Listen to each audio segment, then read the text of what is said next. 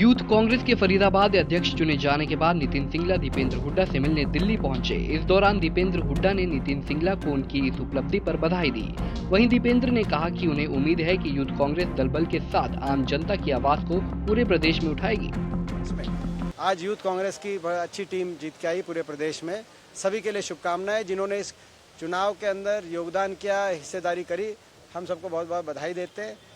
कोई किसी पद पे पहुंच पाया तो कोई दूसरे पद पे पहुंच पाया। सभी का मगर रोल महत्वपूर्ण था। सभी मिलजुल कर हम लोग आगे युवा कांग्रेस के माध्यम से हरियाणा के जो युवा जो देश में रिकॉर्ड बेरोजगारी झेल रहे हैं, सरकार से त्रस्त हैं, उनके हक की आवाज़ उठाएंगे। यूथ कांग्रेस अध्यक्ष का जो पूरी चुनाव प्रक्रिया है कल से शुरू हो रही है, वो कब तक? हमें उम्मीद है कि जो भी संगठनात्मक जो प्रक्रिया है वो प्रक्रिया समय से की जाएगी। इतने किसानों पर वो केस वापस हो पूरे देश में।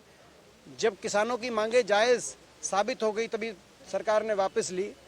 तो जब ये बात सही साबित हो गई तो जो दूसरी बात आप जिसको नई मांग करें, दूसरी मांग ये कि वो जो आंदोलन चला वो आंदोलन यानी कि जायज़ था, वो जायज़ मांगों के लिए चल रहा था। तो उस पर जो केस बनाए गए, मुकदमे दर्ज हुए, वो वापस किए जाने चाहिए। और तीसरी मांग जो आप नहीं बता रहे हैं वो ये कि जो ये 700 के लगभग किसान, 670 किसान, इनके परिवारों को आर्थिक मदद और इनके परिवारों में रोजगार मिले। तो इतने जख्म इस सरकार ने इस आंदोलन में किसानों को दिए हैं, उन पे मलहम लगाने के लिए वो शुरुआत होगी। तो वो भी मांग पहले कैसे होती जब ये 670 किसानों की जो है जान इस आंदोलन के बीच में गई है। तो वो मांग भी अभी जो है इस बीच दौरान ही, उसके बाद ही आज वो मांग मैं समझता हूँ कि तो ये तीनों मांगे जायज़ हैं। कोई नई मांग इसको कहना ठीक नहीं है।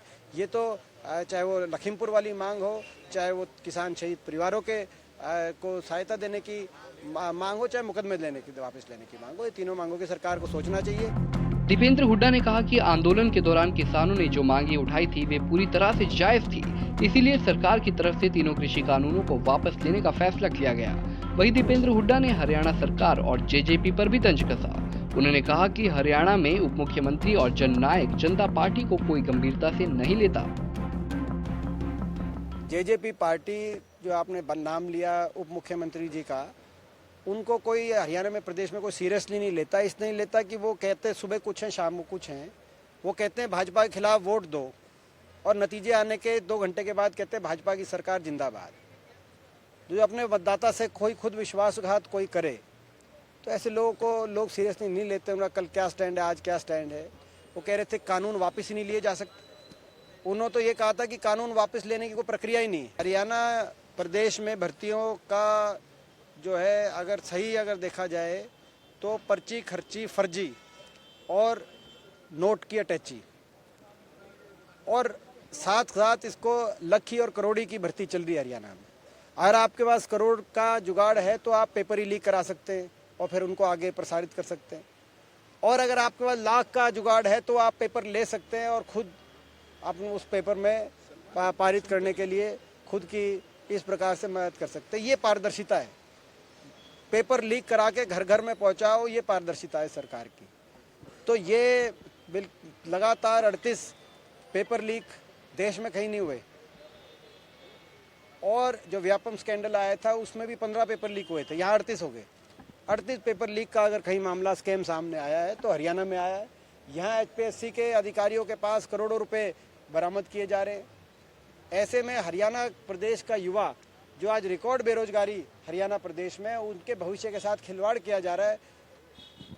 एसआई के पेपर में आपने देखा कि इस तरह का पेपर सेट किया जा रहा है कि पेपर सेट करने वाले भी उसको शायद समाधान ना करें, लेकिन जो पेपर लीक माफिया है, ऐसा दिखाई दे रहा है कि वो पेपर लीक करने वाला माफिया पेपर सेट करने तक भी उनके तार पहुंच रहे हैं। तो ऐसे में हमारी मांग है कि उस तरह सीबीआई जांच हो।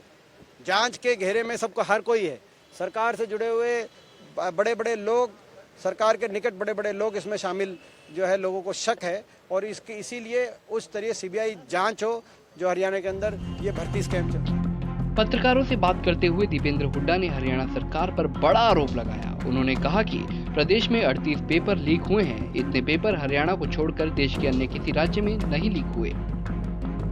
दिल्ली से कमल कुमार, पंजाब केसरी टीवी। हमसे जुड़े रहने के लिए हमारे YouTube चैनल को सब्सक्राइब करें और नई वीडियो की नोटिफिकेशन के लिए बेल आइकॉन को दबाएं। अगर आप ये वीडियो Facebook पर देख रहे हैं तो लाइक जरूर करें और ज्यादा से ज्यादा शेयर करें। धन्यवाद।